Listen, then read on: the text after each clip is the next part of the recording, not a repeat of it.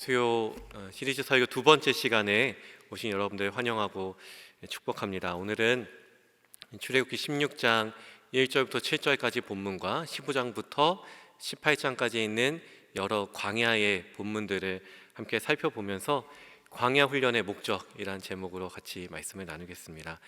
지난 시간에 수능을 하루 앞두고 첫 번째 설교 시간을 가졌는데, 제가 설교를 시작하면서 빨리 끝내야 된다고 이렇게 말씀을 드렸는데 나중에 시간을 확인해 보니까 38분이나 했더라고요. 그래서 참 제가 한 입으로 두 말하는 이상한 좀 사람이 된 것 같아서 죄송하고요. 오늘은 시간이 좀 넉넉하게 있으니까 잘 준비한 것대로 같이 말씀을 나누겠습니다. 출애굽기 3장 7절 8절 말씀을 한번 같이 읽어볼까요? 화면을 보시고 흰색으로 되어 있는 동사 글씨를 좀 유념하면서 같이 크게 읽어보겠습니다. 여호와께서 이르시되 내가 애굽에 있는 내 백성의 고통을 분명히 보고 그들이 그들의 감독자로 말미암아 부르짖음을 듣고 그 근심을 알고 내가 내려가서 그들을 애굽인의 손에서 건져내고 그들을 그 땅에서 인도하여 아름답고 광대한 땅, 젖과 꿀이 흐르는 땅, 곧 가나안 족속, 헷 족속, 아모리 족속, 브리스 족속, 히비 족속, 여부스 족속의 지방에 데려가려 하노라. 아멘. 출애굽기 3장 7절과 8절에 있는 7개의 동사를 통해서 출애굽기 1장부터 40장까지의 전체 본문의 구조를 우리가 나눌 수 있다라고 말씀을 드렸습니다. 먼저 보고 듣고 알고, 하나님께서 이스라엘 백성들의 모든 고통을 보고 듣고 아셨고, 그래서 직접 내려가시는데 사람 모세를 통해서 내려가셔서 건져내고, 건져내는 유월절 사건까지 우리가 같이 지난 시간에 봤고요. 건져내고 인도하여 가나안 땅으로 데려가려 하노라. 하나님께서 이렇게 말씀하신 것은 하나님이 이 일을 이루시기를 작정하셨다라는 의미라고 말씀드렸죠. 하나님이 작정하셨다는 것은 다른 누가 와서 방해를 할지라도 하나님 반드시 이 일을 성취하신다라는 것입니다. 그러니까 이스라엘 백성들은 하나님이 이 일을 우리 가운데 행하시겠구나, 하나님을 신뢰하고 하나님 믿고 따라가는 것, 그것만이 필요했었던 것이죠. 그러나 그들 앞에 놓여져 있는 여러 광야, 또 그런 시내산에서 모세를 기다리는 시간들을 통해서 인내하며 하나님의 약속을 기다려야 되는데 그러지 못하고 우상을 만들었던 그런 모습들이 이스라엘 백성들의 모습이고, 또 동시에 우리들의 모습, 그런 모습들을 출애굽기에서 발견할 수 있다라고 생각을 합니다. 지난주에 이렇게 구조도를 한 장으로 나눠드렸었는데 이런 그림으로 이렇게 짜져 있었습니다. 우리가 계속 좀 보게 될 건데 다음 시간에는 좀 더 복사해서 준비해 놓도록 하겠습니다. 보고 듣고 알고부터 시작하는 7개의 동사를 처음에는 1, 2장, 그 다음 3장부터 11장까지가 내려가서 12장이 건져내어, 오늘은 13장부터 24장까지의 인도하여 중에 13장부터 18장까지의 홍해와 광야, 이 두 가지 이야기를 같이 나눠보고요. 그 다음 시간에는, 다음 주에는 19장부터 말씀을 받거든요. 인도하는데 말씀을 받는 그것과 말씀과 성막에 대한 디자인들을 받는 장면들을 다음 주에 같이 나누도록 하겠습니다. 이제 오늘 본문들 13장부터 18장까지의 본문들을 좀 하나씩 좀 살펴보겠습니다. 먼저 13장은 유월절 사건, 출애굽기 12장에 있는 유월절, 어린 양을 잡음으로 통해서 그 피를 흘리고 문설주와 임방에 바르면서 사망이 지나가는 그 사건을 통해 내가 구속받는 것, 어린 양 예수 그리스도를 통해서 내가 대속받은 그 생명으로 이제 살기 시작하는 거예요. 새롭게 부여받은 생명으로 살기 시작할 때 구원받은 사람들, 그리스도인들은 어떻게 살아가야 하는가, 이제 오리엔테이션을 하는 거죠. 13장은 세 가지로 이야기하고 있습니다. 첫 번째는 으뜸, 첫 것을 드리라. 출애굽기 13장 2절 말씀이 있는데 한번 같이 읽어볼까요? 이스라엘 자손 중에서 사람이나 짐승을 막론하고 태에서 처음 난 모든 것은 다 거룩히 구별하여 내게 돌리라. 이는 내 것이니라 하시니라. 하나님께서 유월절 사건을 통해서 그 다음 이어지는 13장, 이제 출애굽을 비로소 시작하는데 출애굽하려는 이스라엘 백성들을 앞두고 세 가지를 하나님께서 주문을 하십니다. 첫 번째는 으뜸, 첫 것을 드리라는 것이죠. 시간이든 또 한 주의 첫 시간을 하나님께 드리고, 물질, 건강, 또 첫 자녀, 하나님 앞에 하나님께 모든 내 삶의 우선순위, 우리 가정의 우선순위를 하나님께 드리라는 것입니다. 하나님을 최우선순위로 삼고 살아가는 백성이 되라는 것이 구원받은 이스라엘 백성들에게 주시는 첫 번째 오리엔테이션, 첫 번째 내용이었어요. 우리가 이제 하나님의 선교를 가정에서 다 결연하고 있잖아요. 지난 주일에 목사님께서 말씀하시면서 기도한 것 이상으로 하나님께서 우리 교회 가운데 역사를 이루고 가고 계십니다. 밑에 게시판에 보면 많은 분들의 동참하신 분들의 이름들이 적혀져 있습니다. 그러나 적어놓은 것으로 끝나는 것이 아니라 참 중요한 것은 그 가정 안에서 자녀들과 또는 함께 우리 가족의 구성원들이 선교에 대한 이야기를 하면서 우리 가정이 하나님을 우선순위로 삼는 것, 하나님의 선교와 하나님의 역사를 우선순위로 삼는 것을 이야기 나누는 것, 그게 참 중요하다는 것이죠. 이게 첫 것을 드리는 신앙입니다. 두 번째는 무교절을 지키라는 것이죠. 첫 번째 첫 것을 드리라는 것은 성부 하나님에 대한 신앙, 하나님께 모든 처음 것을 첫 것을 우선순위로 드리라는 것이었다면, 두 번째 무교절을 지키라는 것은 성자 예수 그리스도, 예수 그리스도의 피와 생명을 통해서 예수님의 생명으로 살아가라라는 의미입니다. 무교절을 지키라는 말씀 중에 가장 중요한 포인트는 누룩이 없는 떡을 취하라는 거예요. 빵을 만드는데 누룩을 넣어서 빵을 부풀려서 먹는데, 무교절에 먹는 무교병은 누룩을 뺀 빵, 누룩을 뺀 떡을 먹어야 된다는 것이죠. 여기서의 누룩은 죄를 상징합니다. 무교절 기간에 무교병, 누룩을 넣지 않는 떡을 먹는다는 것은 예수 그리스도의 거룩함, 죄를 온전히 다 사하시고 우리를 구원해 주신 예수님의 생명, 예수님의 떡으로 먹고 살아라, 그런 의미를 강조하는 것입니다. 마지막 세 번째는 구름 기둥과 불 기둥의 인도를 받으라는 것입니다. 출애굽기 13장 22절 말씀 같이 한번 읽어볼까요? 화면에 있는 말씀 같이 읽겠습니다. 낮에는 구름 기둥, 밤에는 불 기둥이 백성 앞에서 떠나지 아니하니라. 출애굽하는 이스라엘 백성들은 400년 동안 애굽에서 살았습니다. 야곱의 70 가족들이 애굽으로 이사를 하고서 400년이라는 시간이 지난 거예요. 이스라엘 백성들 대부분은 요셉도 기억하지 못하고 야곱의 삶이라든지 자신의 선조 아브라함이 가나안 땅에서 어떻게 나그네 인생을 살았는지를 전혀 알지 못했습니다. 애굽의 백성으로 살았던 거예요. 애굽의 세대들인 거죠. 애굽의 세대들이 이제 비로소 애굽을 떠나서 길을 나갈 때 하나님께서 그 길을 어떻게 걸어가야 될지, 그들의 걸음을 인도하실 때 구름 기둥과 불 기둥의 인도를 받으라라는 말씀입니다. 이제까지 애굽에서의 삶의 방식, 내 경험, 내 의지, 내 주장대로 살아갔었던 애굽의 삶을 내려놓고 이제는 성령의 인도하심을 따라가는 삶. 여러분, 기도가 뭡니까? 내 뜻을 죽이고 하나님의 뜻을 구하고 하나님의 뜻을 묻고 그렇게 알게 된 하나님의 뜻에 순종하며 살겠다고 다짐하고 고백하는 것이 기도입니다. 그렇게 기도하면서 성령의 인도하심을 받으라는 것, 이 세 가지. 출애굽기 13장은 첫 것을 드리고 또 무교병을 먹고 그 다음 구름 기둥과 불 기둥의 인도를 받으라, 이렇게 성부 하나님, 성자 예수님, 성령 하나님의 인도하심을 받으라 하는 것이 출애굽기 13장입니다. 이렇게 오리엔테이션을 받고 OT만 끝나고 학교 생활을 시작해야 되잖아요. OT가 끝나고 나서 이제 실제 생활을 시작하는 거잖아요. 그 다음 처음 맞이하는 이스라엘 백성들의 첫 직면하는 것이 무엇이죠? 홍해입니다. 이런 OT를 통해서 하나님을 믿는 신앙이 무엇인지를 알고 난 다음에 이스라엘 백성들이 처음 만나는 것이 홍해, 세례를 받는 사건이라는 거예요. 홍해를 건넌다는 것과 구원의 의미를 잠깐 좀 살펴보겠습니다.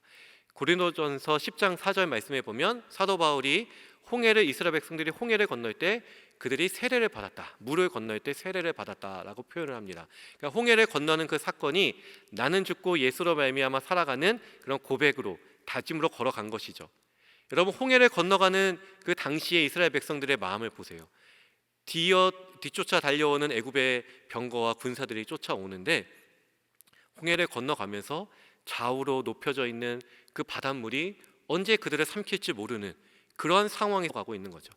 이것은 온전한 하나님을 신뢰하는 마음 아니고서는, 나로서는 도저히 할 수 없고 하나님이면 할 수 있다는 그런 고백 아니고서는 건널 수 없는 길입니다. 그 길을 건너고 나니까 바닷물이 애굽의 병거들을 삼키잖아요. 죄를 삼키고 애굽에서의 세상을 삼키는 것이죠. 홍해의 사건은 하나님의 구원의 역사를, 하나님이 세례를 베푸시는 역사를 눈으로 확인하는 그런 의미가 있습니다. 내가 구원받은 것을 확신하는 사건이었어요, 홍해가. 근데 여러분, 홍해를 건너는 내 행위를 통해서 우리가 구원을 받는 것인가? 이거 한번 질문해 볼 수 있겠죠? 홍해를 건넌다는 것은 내가 걸어가는 것이잖아요. 나의 걸음, 나의 행위가 있잖아요. 내 행위를 통해서 과연 내 구원의 확신을 가질 수 있는 것인가?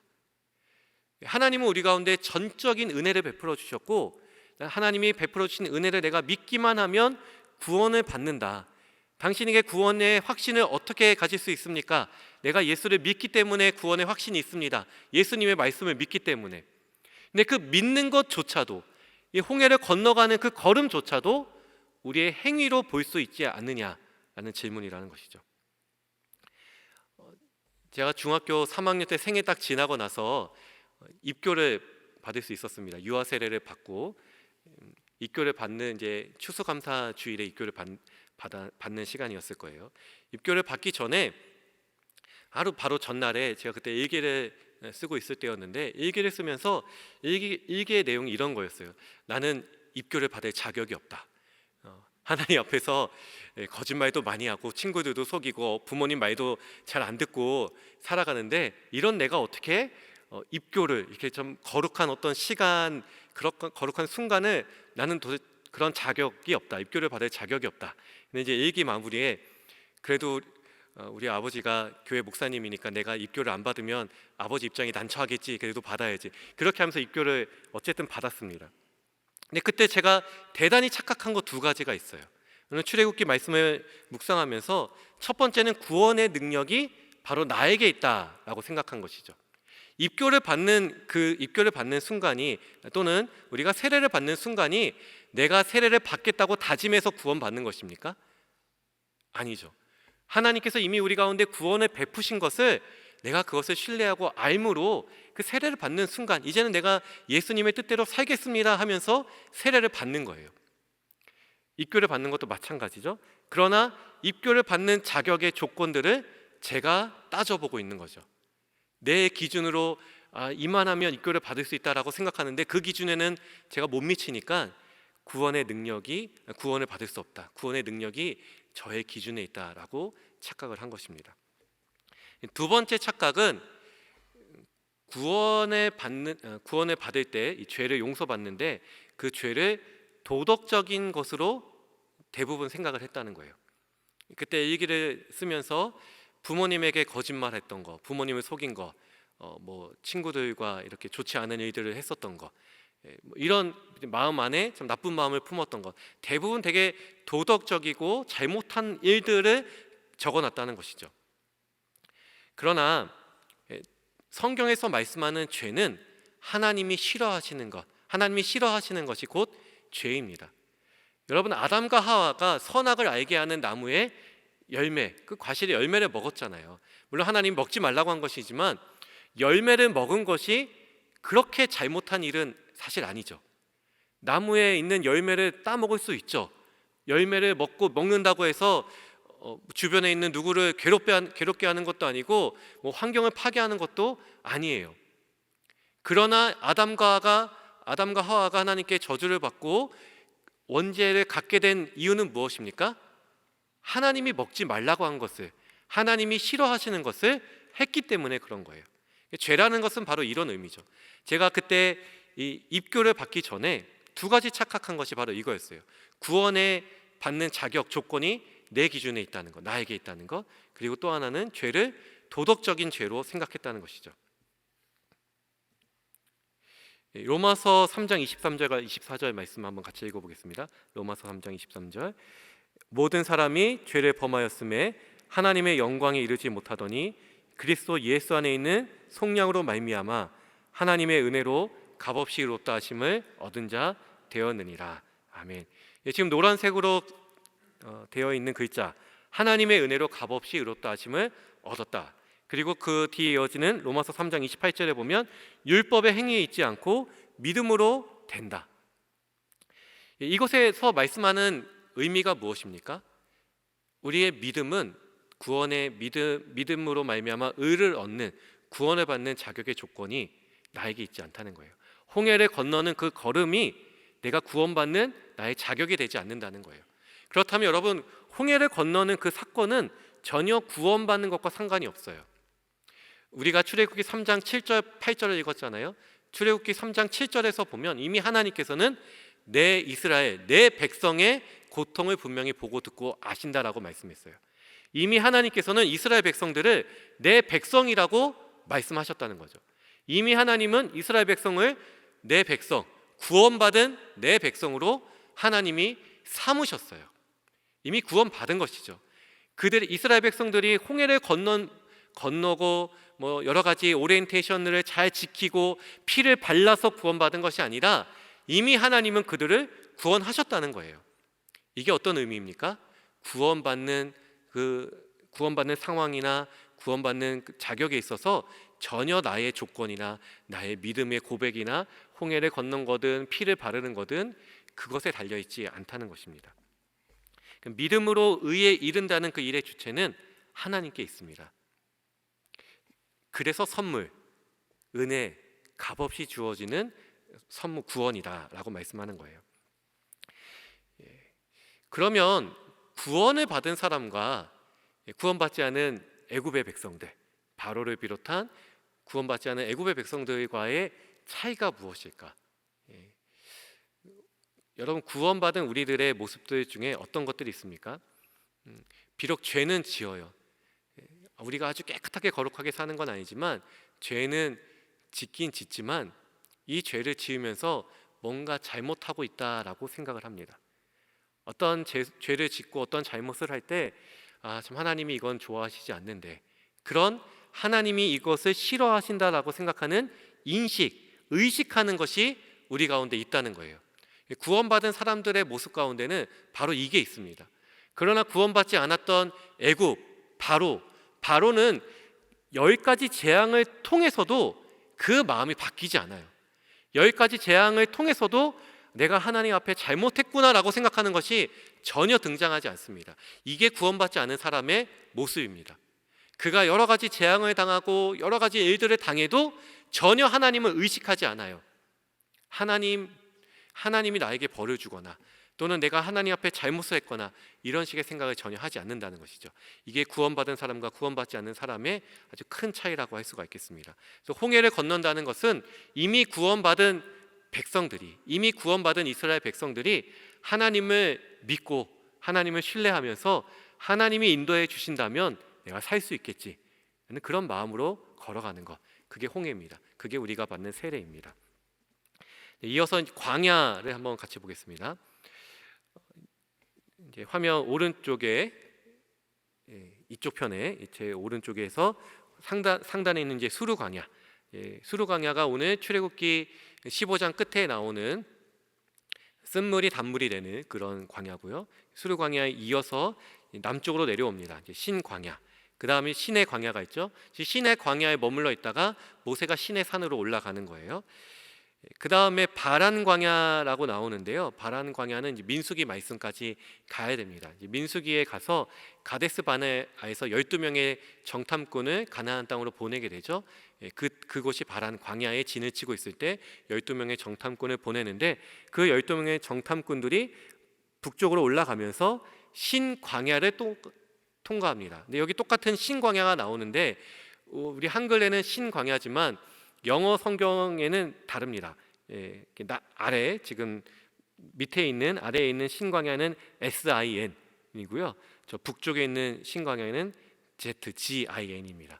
조금 다른데 한글로 번역하다 보니까 똑같은 신광야인데 조금 오해할 수가 있습니다. 그러니까 바란 광야에서 민수기 13장 14장에 머물 때 12명의 정탐꾼을 가나안 땅으로 보내면서 신광야를 지나갑니다. 그런 장면이 나오는데요. 자, 이스라엘 백성들이 이런 광야들을 거쳐요. 그럼 이 광야는 언제 만난 겁니까? 구원받기 전이에요? 구원받고 난 이후에요? 구원받고 난 다음이죠. 구원받은 이스라엘 백성들이 광야를 만나는 겁니다. 마주하게 되는 거예요. 그러니까 예를 들어 여러분, 광야라는 것은 우리가 구원받지 않았기 때문에 광야를 경험하는 것이 아니라는 거죠. 광야를 겪을 때, 여러분이 광야를 지나거나 광야 같은 상황에 놓일 때 한 가지, 여러분이 구원받은 그 확신에는 의심 가질 필요가 없다는 거예요.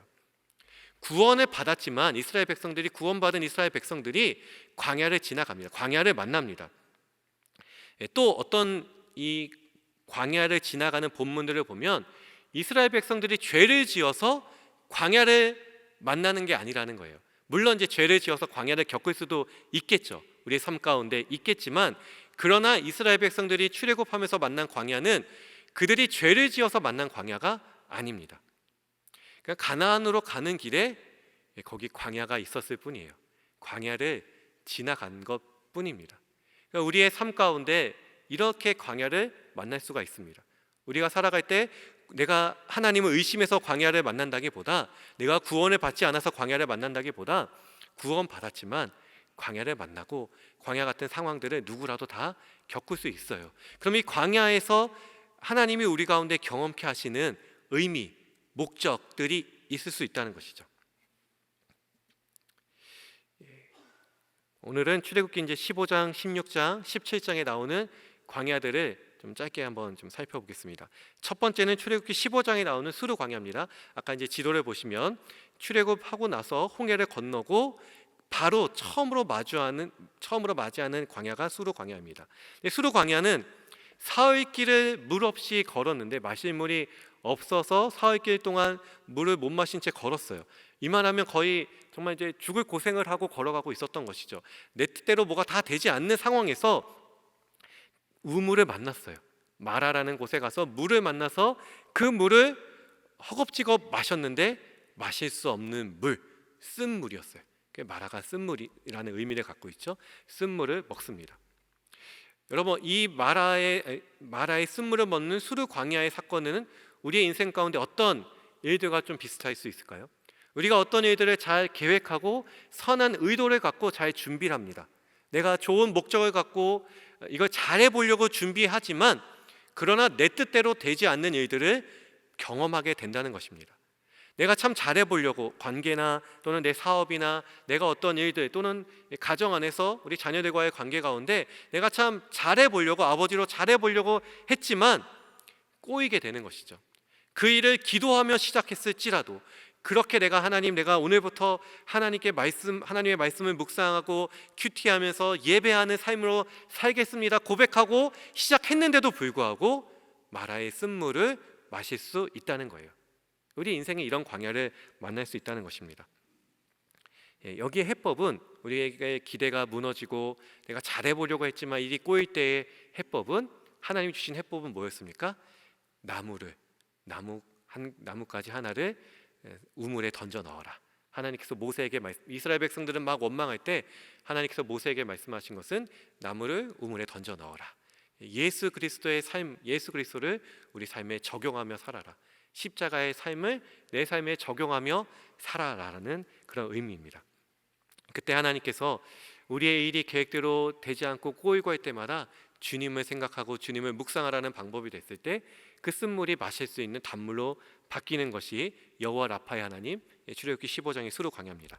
두 번째는 오늘 본문을 읽었던 신광야에서 먹을 것이 떨어지고 굶주리는 것이죠.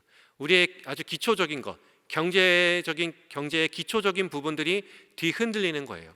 이건 참 우리의 삶의 기반이 흔들리는 것과 똑같습니다. 우리가 돈 없이, 경제력 없이 살 수 있다라고 감히 말할 수가 없어요. 경제력은 우리의 가정의 어떤 재정이나 이런 것들은 우리의 삶의 기반을 지지해주는 아주 중요한 요소입니다. 근데 그것이 흔들리는 것이죠. 먹을 것이 없을 때, 경제의 문제 또는 우리 삶의 건강의 문제들이 있을 때, 내 삶을 버티게 해주는 삶의 기초나 기반이 흔들릴 때 어떻게 하느냐? 이때는 하나님의 약속과 하나님의 말씀을 신뢰하고 인내하며 기다리는 것입니다. 그때 하나님께서 매일같이 만나를 내려주십니다. 여호수아에 가서야 만나가 그치게 되잖아요. 하나님이 40년 동안 단 하루도, 안식일을 제외하고 단 하루도 하나님이 만나를 베풀지 않았던 날이 없어요. 하나님께서 그렇게 공급해 주시는, 공급해 주시는 하나님을 신뢰하라는 것이죠. 우리 인생에 여러 가지 어려운 특별히 경제적으로 어려운 일들을 겪을 수 있습니다. 그럴 때마다 우리가 돈을 의지할 수가 있고 또는 힘 있는 사람을 좀 바라보고 의지할 수 있지만 하나님은 그런 삶을 우리에게 원하시지 않습니다. 그런 돈과 사람을 의지하지 말고 우리 가운데 말씀을 공급해 주시고 생명을 공급해 주시는 하나님을 의지하며 하나님을 기다리라라는 것이 신광야에서 주시는 하나님의 교훈입니다. 세 번째 17장은 신광야에서 르비딤에서 두 가지의 사건이 있습니다. 첫 번째는 마실 물이 없어요. 또다시 물이 없어요. 물이 없는 상황이에요. 우리 인생의 여러 가지 의미들을 내가 잃고 인생의 의미를 잃는 것은 경제적으로 부유할 때도 인생의 의미를 잃을 수가 있습니다. 목이 마르고 내가 무슨 목적으로 무슨 의미로 살아가야 될지 모를 때 하나님은 반석을 치라라고 말씀합니다. 반석을 쳤을 때 물이 터져 나옵니다. 그 물은 바로 생명수이신 예수 그리스도를 상징하는 것이죠. 네 번째 신광야에서 르비딤에서는 장애가 앞길을 막을 때의 광야입니다. 어떤 사건이냐면 이스라엘 백성들이 앞으로 나아가려고 할 때 아말렉 군사들이 쫓아와서 이스라엘을 공격을 했습니다. 이스라엘 백성들이 전혀 생각하지 못한 구원받지 않은 백성들이 찾아와서 방해하고 괴롭히고 공격할 때 이때 아주 특별한 사건들이 있죠. 모세가 산 위에 올라가서 기도할 때 아론과 훌이 옆에서 함께 손을 들고 같이 기도할 때 여호수아를 앞세운 이스라엘 군대가 아말렉과의 전쟁에서 승리했던 사건입니다. 이러한 광야의 사건을 통해서 우리 가운데 경험할 수 있는 건 무엇입니까? 인생의 여러 가지 어려운 문제들을 만나고 특별히 사람을 통해서 내가 관계적인 어려움을 겪을 때 모세가 기도하고 모세의 팔이 떨어졌을 때 아론과 훌이 도와줬었던 것처럼 기도하는 동역자들을 여러분 주변에 세워서 같이 기도하고 합심 기도하고 중보 기도하는 능력을 경험하라는 것이죠. 우리 겨자씨 안에서도 오늘 점심 때도 우리 7교구에 속한 한 겨자씨 신방을 다녀왔습니다. 그 겨자씨에 있는 10명의 지체들이 서로의 형편들을 잘 알고 한 분 한 분의 어려움들을 같이 중보하는 겨자씨였어요. 같이 기도해 주는 것이죠. 그런 합심하는 기도를 통해서 하나님 역사하시는 것들을 경험한 겨자씨는 어려움들을 만나도 어려움을 이겨낼 힘들이 있습니다. 그리고 어떤 가정이 어려움을 겪었을 때 서로에게 잘 고백을 합니다. 그리고 같이 기도해달라고 부탁을 하는 것이죠. 이런 기도의 동역자들을 세우고 사람의 기도하는 중보자를 세울 때 우리 교회 공동체가 건강하게 세워져 나갈 수가 있습니다. 지금까지 이제 여러 가지 광야들을 봤는데요. 이제 말씀들 이제 정리하면서 그럼 광야 훈련의 목적들을 다 정리를 한번 해보겠습니다. 광야를 통해서 우리가 얻을 수 있는 교훈 크게 저는 두 가지가 있다라고 생각을 합니다. 첫 번째는 하나님의 의도를 알게 되는 것이에요. 하나님의 뜻. 광야의 훈련을 통해서 하나님이 나에게 말씀하고 싶은 하나님의 뜻이 무엇인가? 그것은 내 방식, 내 식대로, 내 주장대로 살아왔었던 삶을 버리고 그리스도의 생명으로 살아가는 삶을 살아가라는 것입니다. 그러려면 어떻게 됩니까? 말씀을 알아야죠. 우리가 말씀을 알아야 하나님의 뜻을 알 수가 있는 것입니다. 삶의 구체적인 상황들 속에서 우리가 어떻게 하나님의 의미와 하나님의 뜻을 알 수가 있겠습니까? 매일같이 하나님의 말씀을 묵상하는 훈련을 통해서 우리가 하나님의 뜻을 알 수 있는 것입니다. 그러니까 하나님의 뜻을 우리가 궁금해하지 않거나 또는 묵상하지 않거나 하나님 말씀 읽는 것들을 소홀히 한다면 모르면 내 뜻대로 내 방식대로 살 수밖에 없는 거예요. 그럼 계속 광야에서 하나님의 뜻을 발견하지 못하는 것이죠. 그래서 하나님의 뜻을 믿고 하나님께 내 삶의 주권을 맡겨드리는 것, 하나님이 나의 가는 길을 인도하고 계시다는 것을 내가 신뢰하고 내 삶의 주권을 하나님께 맡겨드리는 것, 그런 믿음의 삶을 살아가도록 광야 훈련을 허락해 주시는 것입니다. 두 번째는 비슷한 광야를 겪고 있는 이들에게 위로도 주고 용기도 주고 또는 도전이 되도록 하나님이 우리에게 광야 훈련을 준다라고 저는 생각을 합니다. 저희 큰애가 이제 중학교 2학년인데요. 이 사춘기를 겪는 시기잖아요. 사춘기는 누구나 자연스럽게 겪는 거고 당연한 것인데 부모 입장에서는 그게 너무나 특별하게 아주 큰 일로 다가오는 것도 사실입니다. 겨자씨, 그래서 저는 이제 겨자씨 신방을 다닐 때 겨자씨 모임이 참 감사해요. 어떤 이제 겨자씨는 비교적 좀 젊은 어머니들이 모여 있는 겨자씨인데 고등학생 자녀들이나 이제 수험생 또는 이제 대학생 좀 직장 생활하는 그런 겨자씨가 있어요. 거기 가서 그분들 자녀들의 이야기를 이렇게 듣다 보면 다 그렇구나. 사춘기에 자녀들이 있으면 다 그렇구나. 내가 특별하게 참 힘든 줄 알았는데 그게 중학교 2학년 학생들의 그냥 모습이구나. 그리고 그 아이를 신뢰하고 믿어주고 기다려주면은 그냥 다 그 광야를 지날 수가 있구나. 이런 생각들을 겪게 되는 것이죠. 그분들이 특별히 저에게 뭐 라떼는 이렇게 했어요. 뭐 부모라면 이렇게 이런 말씀을 전혀 주시는 게 아니에요. 그냥 그분들의 이야기를 듣는 것만으로도 제가 위로가 되고 하나님 앞에서 참 제가 용기가 생겨나는 것이죠. 이것이 우리 가운데 광야 훈련을 주시는 목적이라고 생각을 합니다.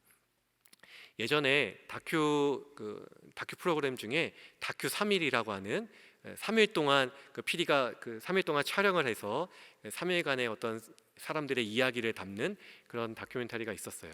그 다큐 3일의 작가와 PD를 했었던 한 분이 책을 한 권을 쓰셨는데 그 책을 제가 최근에 좀 읽으면서 좀 재밌는 이야기가 있더라고요.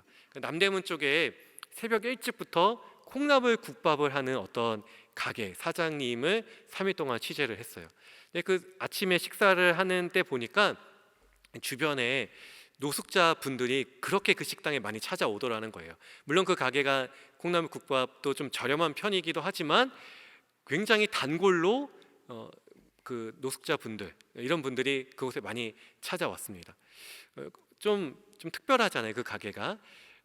그래서 이 PD가 사장님에게 어떻게 이런 분들이 이 가게에 단골이 되었습니까? 라고 이제 물어보니까 처음에는 그분들이 그 가게에 들어왔을 때 너무 냄새도 나고 다른 손님들이 좀 불편해했대요.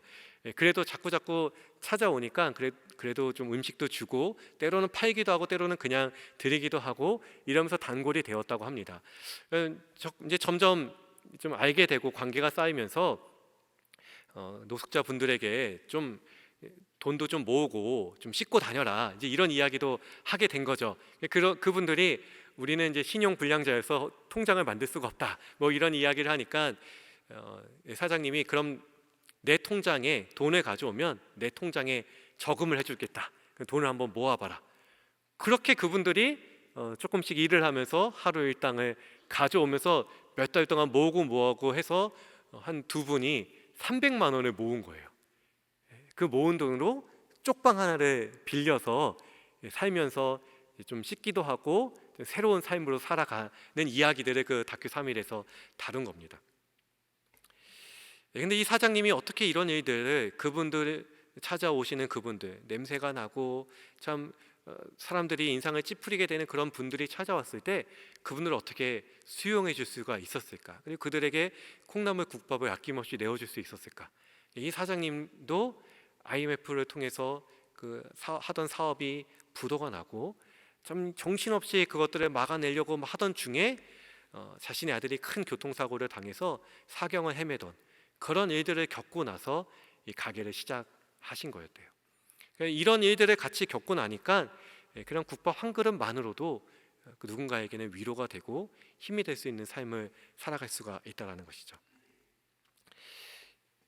여러분 제가 한 시 하나를 좀 소개해드리고 싶은데요. 라이너 마리아 릴케, 좀 이름이 여자같지만 남자 시인이죠. 이분이 젊은 시인에게 보내는 편지에서 이런 시를 썼습니다. 당신을 위로하는 사람이라고 해서 그 위로하는 좋은 말들처럼 평탄한 인생을 살고 있다고 생각하지 마라. 그의 인생 역시 어려움과 슬픔으로 가득 차 있을 것이다. 당신의 인생보다 훨씬 더 뒤처져 있을 것이다. 그렇지 않다면 그 좋은 말들을 찾아낼 수조차 없었을 것이다. 광야를 겪는 사람들이 이런 오해를 합니다. 내 문제가 완전히 다 해결되어야만 내가 누군가를 도울 수 있다라고 생각을 합니다. 내가 지금 어려워하는 이런 갈등들이 다 해결되어야지만 내가 인도자가 될 수 있고, 내가 섬길 수 있고, 내가 우리 교회의 다른 지체들을 위로해주고 도와줄 수 있는 사람이 될 거라고 생각을 하는 것이죠. 그러나 여러분, 우리는 좀 부족하고 연약해도 내 문제를 다 해결하지 못한 사람도 다른 사람을 도울 수 있다는 사실을 알 수 있어야 돼요. 우리 교회는 완벽한 사람들이 모이는 장소가 아니잖아요. 어떤 분이 주례할 때 이런 말을 했는데 제가 그게 너무 인상적이었어요. 결혼하는 신랑 신부를 앞에 두고 이런 말씀을 하시는 거예요. 지금 죄인 한 사람이 서 있습니다. 제 앞에 서 있습니다. 죄인 한 사람이 둘이 합치면 죄인 2배가 됩니다. 결혼이라는 것은 2배로 늘어난 죄인들이 같이 살아가는 것입니다. 악담이 아니라 우리의 결혼이나 우리의 신앙생활이 결코 완벽하게 살아가는 것이 아니라는 거죠. 완전한 채 살아가는 것이 아니라는 겁니다. 광야를 겪는 사람들은 내가 완전하지 않고 하나님만이 선하시고 하나님만이 완전하시구나, 그것을 깨닫고 살아가는 거예요. 그럴 때 우리가 누군가를 또 도와줄 수 있는 사람이 됩니다. 누군가의 어려움들을 들어줄 수 있는 사람들이 될 수 있다는 것입니다. 광야는 아버지의 사랑의 흔적이 남은 곳이다 라고 제가 명칭을 하나 했는데요, 우리가 광야에서 아버지의 사랑, 하나님의 흔적을 발견할 수가 있습니다. 제 이야기를 하나 하고 같이 기도하고 마치려고 합니다. 제가 7살 때였던 것 같아요. 7살 때 아버지가 이렇게 다림질을 하는데, 그때 이제 바닥에 다리미판을 두고선 와이셔츠인지 이렇게 셔츠를 다리고 있을 때 제가 옆에서 참 까불까불 된 거죠. 막 춤도 추고 까불까불 대다가 결국엔 그 뜨거운 다리미에 왼쪽 무릎을 뒤었어요. 화상을 입은 거예요.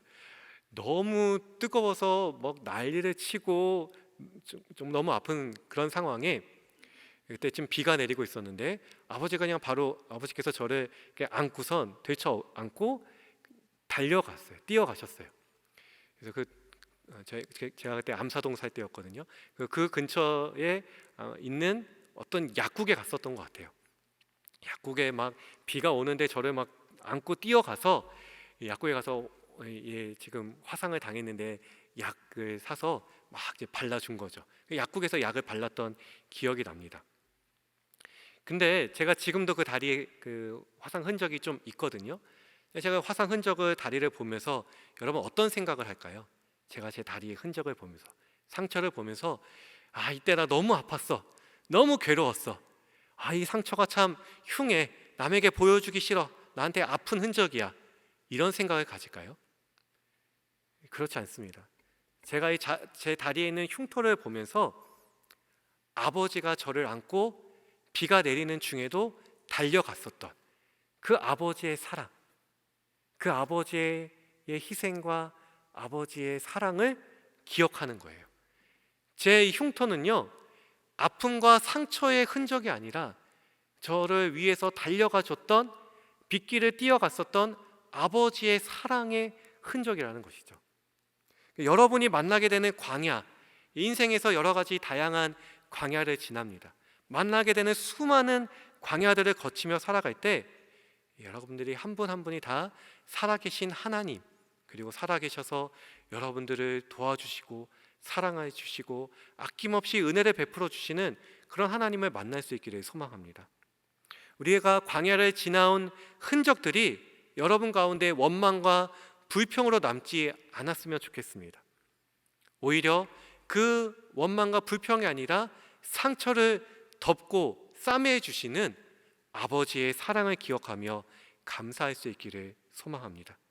그렇게 우리가 그렇게 광야를 지날 때 하나님이 우리의 광야 훈련을 통해서 우리에게 얻기를 원하시는 목적처럼 우리가 하나님의 뜻을 더욱 깊이 알게 되고, 내가 경험한 광야를 통해서 완벽하고 내가 완전히 해결된 것은 아니지만 도리어 이웃의 동일한 광야를 겪고 있는 이웃을 돕는 자로 살아갈 수 있을 것입니다.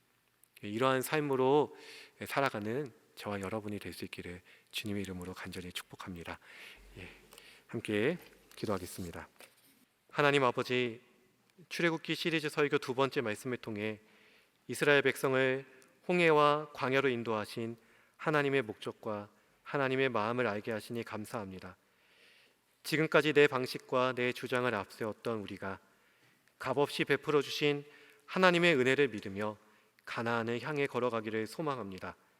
이스라엘 백성들이 여러 광야를 거쳐가며 살아계신 하나님의 능력을 경험하고 광야를 걷는 이웃을 돕는 방법들을 배웠습니다. 우리 역시 많은 광야를 마주하게 될 때마다 우리를 결국엔 가나안으로 인도하신 하나님을 신뢰하게 하시고 공동체의 지체들과 함께 즐거워하고 함께 의도록 인도하여 주옵소서.